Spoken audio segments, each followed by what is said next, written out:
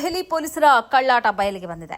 ಯಾವಾಗ ರಾಹುಲ್ ಗಾಂಧಿ ಅಖಾಡಕ್ಕೆ ಇಳಿದ್ರೋ ಅದಾಗಲೇ ದೆಹಲಿ ಪೊಲೀಸರಲ್ಲಿ ನಡುಕ ಉಂಟಾಗಿದೆ. ಪೆಲೆಟ್ ಗನ್ಗೆ ತುತ್ತಾದ 19 ವರ್ಷದ ವಿದ್ಯಾರ್ಥಿ ಸಾಹಿಲ್ ಲೋಚಬ್ನನ್ನ ಪತ್ರಿಕಾಗೋಷ್ಠಿಯಲ್ಲಿ ಕರೆತಂದು ಆತನ ಮೈಮೇಲೆ ಇರುವ ಇಂಚಿಂಚು ಮಾಹಿತಿಯನ್ನು ಅವರು ಕೊಟ್ಟ ಬಳಿಕ ವಿದ್ಯಾರ್ಥಿಗಳ ಜೊತೆ ಪೊಲೀಸರು ಮತ್ತು ರಕ್ಷಣಾ ಪಡೆ ನಡೆದುಕೊಂಡ ಕ್ರೌರ್ಯದ ಅಸಲಿ ಮುಖ ಬಹಿರಂಗಕ್ಕೆ ಬಂದಿದೆ.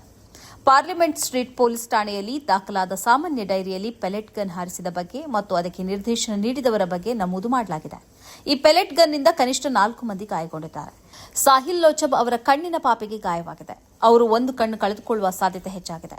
ಈ ಕಾರ್ಯಾಚರಣೆಯ ಬಗ್ಗೆ ದಿ ಹಿಂದೂ ಪತ್ರಿಕೆ ವರದಿಯನ್ನು ಪ್ರಕಟಿಸಿದೆ.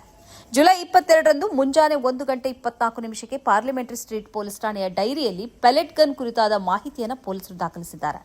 ಪೆಲೆಟ್ ಗನ್ ಹಾರಿಸುವಂತೆ ಡಿಸಿಪಿ ಆದೇಶ ನೀಡಿದ್ದರು. ಭಯೋತ್ಪಾದನಾ ವಿರೋಧಿ ಘಟಕವಾದ ಆರ್ಎಎಫ್ ಪೆಲೆಟ್ ಗನ್ ಹಾರಿಸಿತ್ತು. ಜುಲೈ 21ರಂದು ಆರ್ಎಎಫ್ ಸಿಬ್ಬಂದಿ ಹಾರಿಸಿದ ಪೆಲೆಟ್ಗಳಿಂದ 2 ವ್ಯಕ್ತಿಗಳು ಸರ್ಕಾರಿ ಆಸ್ಪತ್ರೆಯಲ್ಲಿ ಶಸ್ತ್ರಚಿಕಿತ್ಸೆಗೆ ಒಳಗಾಗಿದ್ದಾರೆ ಎಂದು ದಿ ಹಿಂದೂ ಪತ್ರಿಕೆ ವರದಿ ಮಾಡಿದ ಕೆಲವು ಗಂಟೆಗಳ ನಂತರ ಈ ಡೈರಿಯಲ್ಲಿ ನಮೂದಾಗಿದೆ ಅನ್ನೋದು ಗಮನಾರ್ಹ. ಇದು ದೆಹಲಿಯಲ್ಲಿ ಬಳಸಲಾದ ಮೊಟ್ಟಮೊದಲ ಪೆಲೆಟ್ ಗನ್. ಈ ಬಗ್ಗೆ ಆರ್ಎಎಫ್ ಸಿಬ್ಬಂದಿಯೊಂದಿಗೆ inspector general Seema Dundiya video conference ನಡೆಸಿದ್ದಾರೆ. ಇನ್ನು ಮುಂದಿನ ಆದೇಶದವರೆಗೆ ಎಲೆಕ್ಟ್ರಿಕ್ ಶಾಕ್ ಆಯುಧ, ಎಲೆಕ್ಟ್ರಿಕ್ ಶೀಲ್ಡ್ ಮತ್ತು ಇನ್ನಿತರ ಯಾವುದೇ ಆಯುಧವನ್ನು ಬಳಸಬಾರದು ಎಂದು ನಿರ್ದೇಶನ ನೀಡಿದ್ದಾರೆ. ಆರ್ಎಎಫ್ ಸಿಬ್ಬಂದಿಗಳು ಅನಗತ್ಯ ಬಲಪ್ರಯೋಗ ಮಾಡಿರುವುದನ್ನು ಸೋಷಿಯಲ್ ಮೀಡಿಯಾದಲ್ಲಿ ಲಭ್ಯವಿರುವ ವಿಡಿಯೋಗಳು ತಿಳಿಸಿವೆ. ಜನರನ್ನು ಉದ್ದೇಶಪೂರ್ವಕವಾಗಿ ಈ ಸಿಬ್ಬಂದಿಗಳು ಬೀಳಿಸಿದ್ದಾರೆ. ಬ್ಯಾರಿಕೇಡ್ಗಳಿಂದ ಹೊರಹೋಗುತ್ತಿರುವ ವ್ಯಕ್ತಿಗಳ ಮೇಲೆ ಹಲ್ಲೆ ಮಾಡಿದ್ದಾರೆ. ಇದು ರಕ್ಷಣಾ ಪಡೆಯ ನಿಯಮಕ್ಕೆ ವಿರುದ್ಧವಾಗಿದೆ ಎಂದವರು ಹೇಳಿದ್ದಾರೆ.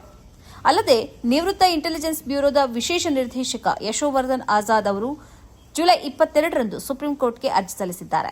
ಪೆಲೆಟ್ ಗನ್ಗಳನ್ನು ನಿಷೇಧಿಸುವಂತೆ ಅವರು ಅರ್ಜಿಯಲ್ಲಿ ಒತ್ತಾಯಿಸಿದ್ದಾರೆ. ದಿ ಹಿಂದೂ ಪತ್ರಿಕೆ ಜುಲೈ 21ರಂದು ವರದಿ ಪ್ರಕಟಿಸುವವರೆಗೆ ದೆಹಲಿ ಪೊಲೀಸರು ಪೆಲೆಟ್ ಗನ್ ಹಾರಿಸಿರುವುದನ್ನು ನಿರಾಕರಿಸಿದರು.